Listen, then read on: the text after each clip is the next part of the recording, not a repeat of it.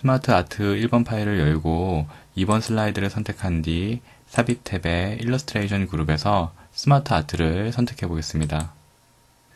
스마트 아트 그래픽 선택 상자가 나타나고요.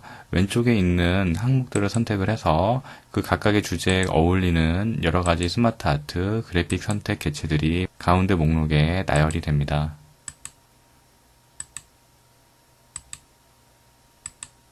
각각의 스마트 아트 개체에서 확인할 수 있듯이 스마트 아트라는 것은 여러분이 프로젝트를 진행하는 데 있어서 아이디어의 전개 과정이라든가 또는 프로젝트의 목적이나 과정들을 알기 쉬운 그래픽 개체들로 표현해 주는데요.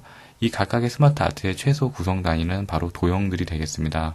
그러한 도형들을 각각의 주제에 맞춰서 여러분이 쓰기 쉽도록 배치해 둔 것이 바로 스마트 아트인데요. 여기서는 계층 구조형을 선택하시고 가장 널리 쓰이는 조직 도형을 선택해 보겠습니다. 확인을 눌러서 개체를 삽입해 보겠습니다.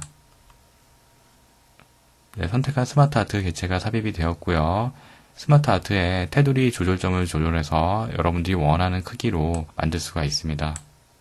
이 테두리를 드래그해서 원하는 위치로 가져다 놓을 수도 있죠.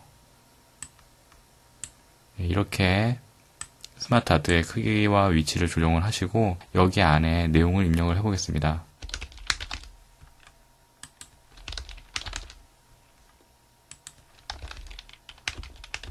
이렇게 내용을 입력하는 와중에 이렇게 일일이 도형을 선택하지 않고 하나의 위치에서 내용을 입력하기 위해서 왼쪽에 있는 표시 버튼을 눌러보겠습니다. 텍스트를 입력하십시오라는 창이 나타나고요. 이곳에 있는 텍스트 부분을 클릭하고 나머지 내용들을 입력해 보겠습니다.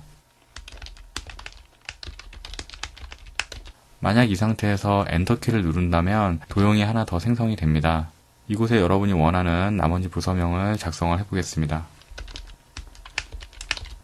현재 만들어진 홍보부 부서명이 총무부 다음에 배치가 되어야 된다고 한다면 현재 여기에 커서가 있는 상태에서 위로 이동을 눌러보겠습니다. 한 번 더 눌러서 총무부 옆에 홍보부가 배치가 되도록 하고요. 총무부에 커서를 놓은 상태에서 엔터키를 누르시고 비서실이라고 입력을 해보겠습니다. 그런데 이 비서실은 총무부에 속하는 하위 부서라고 했을 때 지금 현재는 같은 수준의 지위를 가지고 있는 부서처럼 표현이 되고 있는데요. 이 비서실에 커서가 위치한 상태에서 키보드에 탭키를 눌러보겠습니다. 결국 비서실은 한 단계 들여서기가 되는데요. 이때 위쪽에 있는 총무부와 상하관계를 이루게 되면서 총무부에 속하는 비서실이라는 것이 이곳에서도 표현이 되는 것을 확인할 수가 있습니다.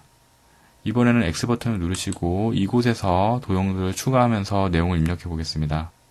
홍보부가 선택이 되어 있는 상태에서 이 디자인 탭에 도형 추가를 눌러보겠습니다.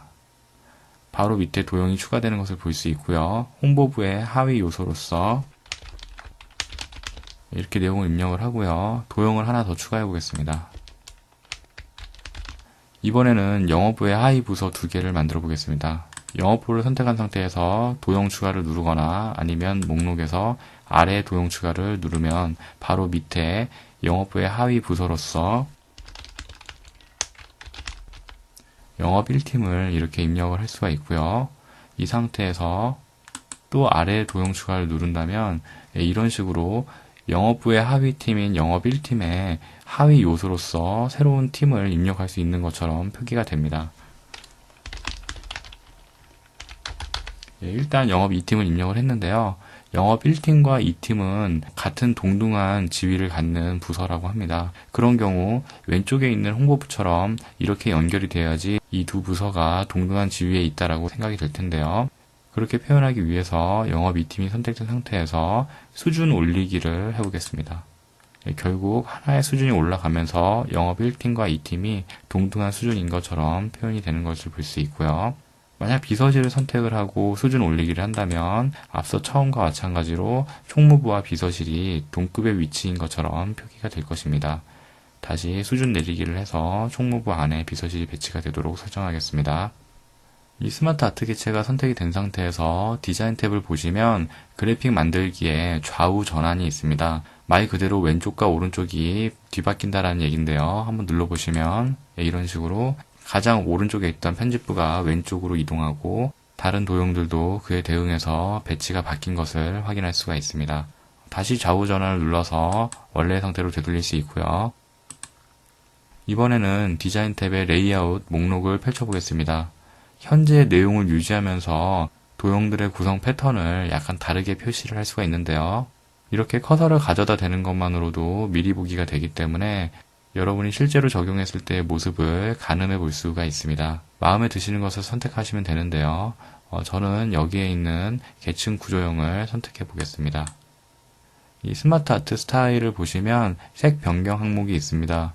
이 목록을 보시면 현재의 단촐한 색상을 다양한 색상으로 바꿀 수가 있는데요. 저는 한 이 정도 느낌으로 설정을 해보겠습니다. 그 오른쪽에 있는 스마트 아트 스타일 그룹을 펼쳐보시면 현재 스마트 아트 표현 방식을 다양한 입체라든가 만화 같은 표현으로 선택해서 적용할 수가 있습니다. 역시 커서를 가져다 대는 것만으로도 실시간 미리 보기가 되기 때문에 여러분 마음에 드는 것을 선택해서 적용하시면 되겠습니다. 저는 이것을 선택해서 적용하겠습니다. 이렇게 색 변경과 입체 스타일을 적용하는 과정에 대해서 알아봤는데요. 만약에 그래픽 원래대로를 누른다면 이전에 레이아웃을 설정했을 때의 당시 모습으로 되돌아가는 것을 볼 수 있습니다. 왼쪽 상단에 있는 되돌아가기 버튼을 눌러서 방금 전에 적용 상태로 다시 되돌리고요.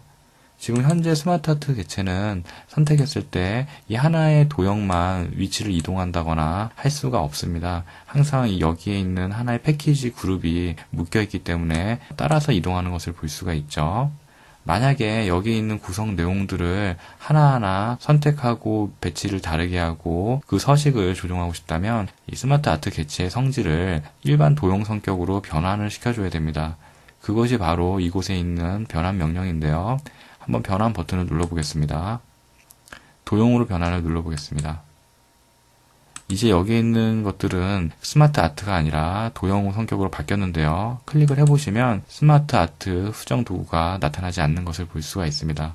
지금 현재 하나의 도형만 선택했는데 모든 도형들이 다 선택이 되는 것은 이들이 현재 그룹으로 설정되어 있기 때문에 그런데요. 마우스 오른 버튼 누르시고 이 그룹에 그룹 해제를 하시면 이제는 하나하나의 그래픽 개체를 선택해서 여러분들이 마음대로 서식을 지정하고 위치를 바꾸는 등의 작업을 해 나갈 수가 있습니다. 3번 슬라이드를 선택하고 조직도가 아닌 다른 스마트 아트 개체를 삽입해 보겠습니다. 주기형의 한 이 정도 느낌을 확인을 해보시고요. 여기에도 다양한 색의 변경이 가능하시고요. 스마트 아트 스타일도 여러분 입맛에 맞게 적용이 가능합니다. 레이아웃 역시 여러분이 설정한 옵션으로 선택해서 적용하는 것이 가능하고요. 도형이 더 추가로 필요하다면 도형 추가를 눌러서 도형을 추가해 나갈 수가 있고요. 이곳에 입력되는 내용들은 해당 그래픽 개체를 선택해서 내용을 입력하거나 이곳에 있는 표시 버튼을 눌러서 이 텍스트 입력 창에서 여러분 입맛에 맞는 내용들을 입력해서 하나씩 설정해 나가실 수가 있을 겁니다. 이렇게 스마트 아트를 활용하는 과정에 대해서 살펴봤습니다.